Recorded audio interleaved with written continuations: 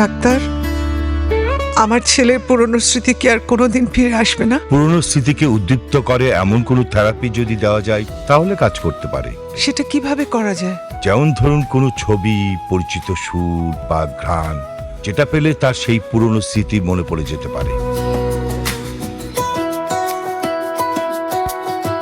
একটু অপেক্ষা করুন।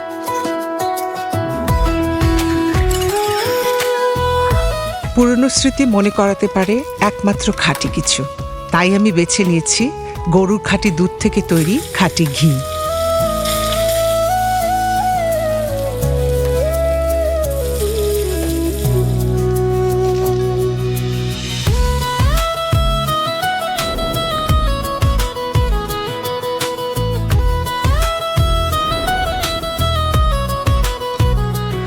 একদম দাদির হাতের রান্না। এই তো দাদির কথা মনে পড়েছে।